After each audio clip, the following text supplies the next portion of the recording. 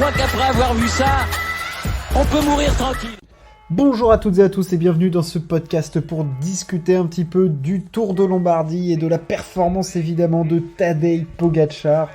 On va revenir un petit peu sur ce qui s'est passé sur le dernier monument de la saison cycliste qui prend quasiment un terme avec le Tour de Lombardie. On va revenir donc du coup dans les grandes lignes et un petit peu plus en détail sur la classique des feuilles mortes. On avait un plateau extrêmement fourni. Évidemment, Tadej Pogačar, Primož Roglič, Alexander Vlasov, Remco Evenepoel. On avait du beau monde, on avait même des cyclistes plutôt très en forme en cette fin de saison.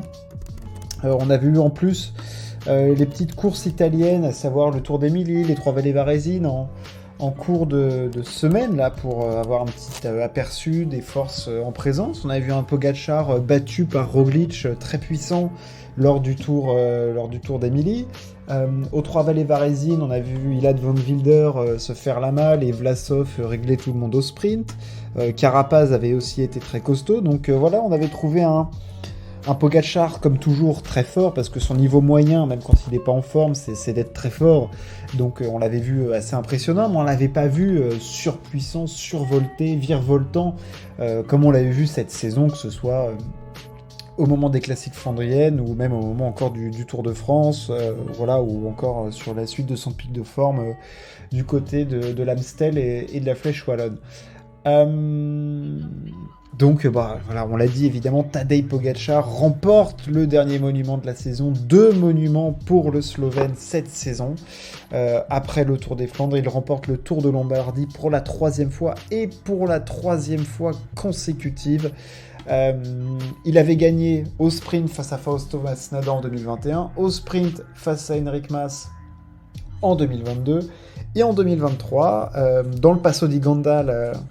La dernière difficulté en fait où globalement tout s'est concentré dans le Passo di Ganda. On avait eu avant une échappée avec Ben Illy notamment, mais la grande bataille, on le voyait, allait se réserver pour le Passo di Ganda, et on n'a plus le mur de Sormano lors du Tour de Lombardie ces dernières années, donc ça se passe au Passo di Ganda. Remco Evenepoel avait lui décidé de chuter en début de course. Décidément, le duel Remco-Pogačar, on ne l'a pas. On n'arrive pas à voir les deux à 100% au même moment. À Liège-Bastogne-Liège, il faut que ce soit Pogačar qui tombe. Au Tour de Lombardie, il faut que ce soit Evenepoel qui tombe. Il a d'ailleurs fait rouler son équipe un petit peu, mais apparemment, il n'avait pas les meilleures jambes après sa chute. Il fait quand même 9e, Remco. Et donc, dans le Passo di Ganda, on a un Pogačar qui essaye à un moment de mettre une attaque, mais c'est pas tranchant, ça reste. On a Adam Yates qui a fait un gros tempo. On voit un Baggioli qui arrive à tenir, on voit un Vlasov aussi qui arrive à tenir, un Carlos Rodriguez. Il n'y a personne qui est réellement au-dessus. On voit même à un moment que Pogačar, en termes de stratégie, a changé un petit peu de strat. C'est-à-dire qu'il laisse partir un premier groupe avec Adam Yates, Vlasov et autres, et il veut laisser un petit peu le poids de la course à Primož Roglič. C'est-à-dire qu'il a quand même ces dernières années perdu pas mal de courses à cause de ses potes de la Jumbo-Visma. Donc là, cette fois-ci, il a dit on va peut-être essayer de la jouer un petit peu différemment. Et il a laissé du coup Roglič faire des efforts un petit peu différemment de d'habitude, plus en sprint, au train, machin. Donc à un moment, il a laissé un petit groupe partir. Il a fait lui le premier jump.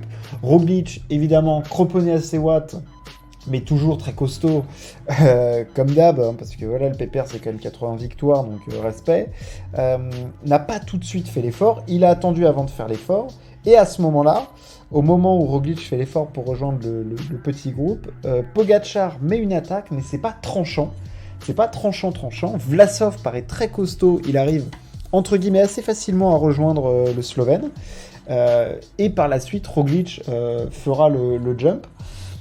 Et en fait, tout va se jouer au sommet du Passo di Ganda, avec un Pogačar qui, dans tout son panache, dans toute sa classe de coureur, va faire la descente, clairement. Il va prendre des risques.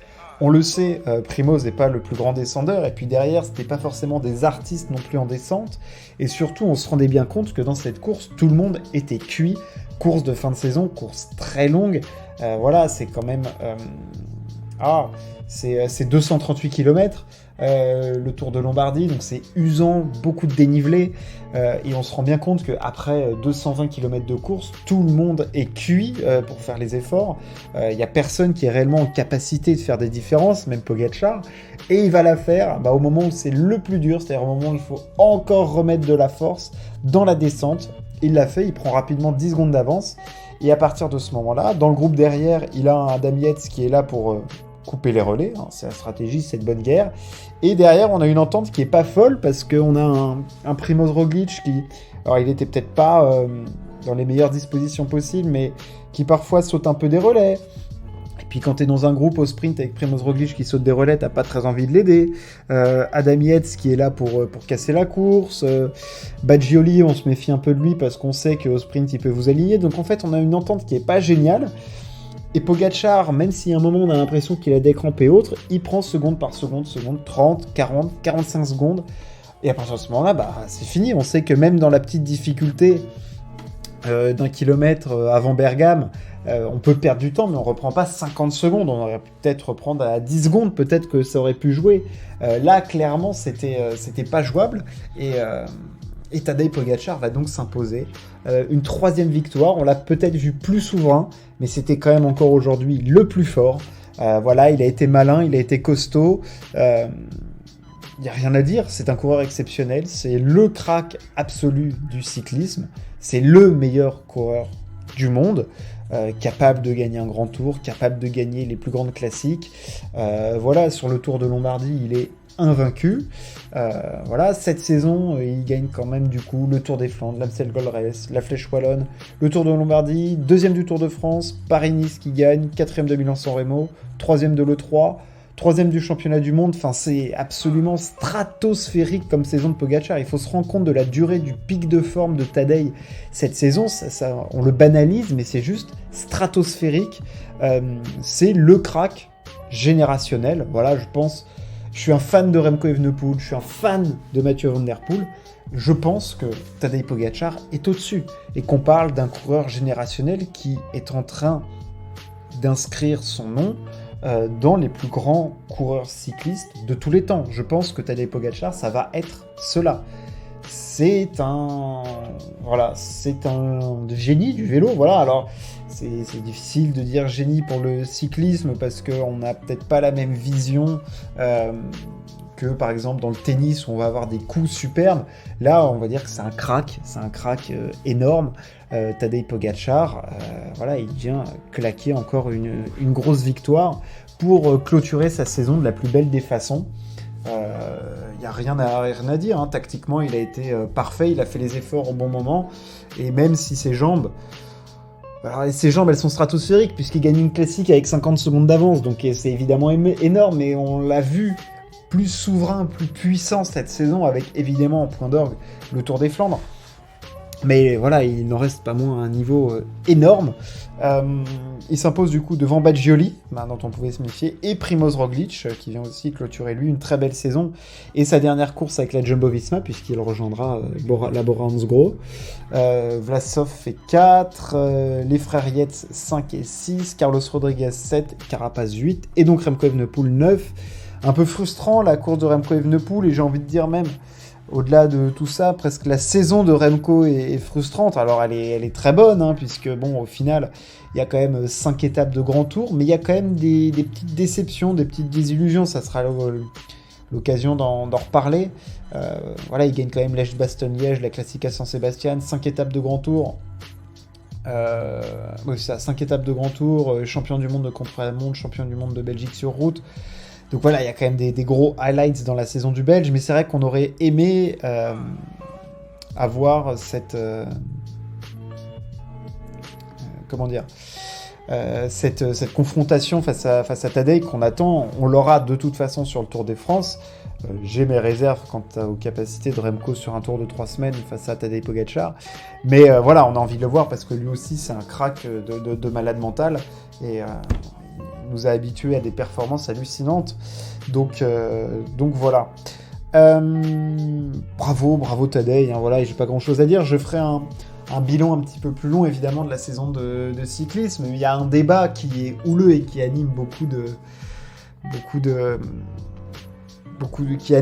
monde, c'est qui va être Vélo d'Or cette saison entre Mathieu Van Der Poel et Tadej Pogačar. Et c'est clair que la victoire de Pogačar en Lombardie remet vraiment le débat, parce qu'on le rappelle, Van Der Poel, Milan-San Remo, Paris-Roubaix et les championnats du monde, champion du monde de cyclocross aussi, mais Pogačar, c'est présent de A à Z sur tous les terrains.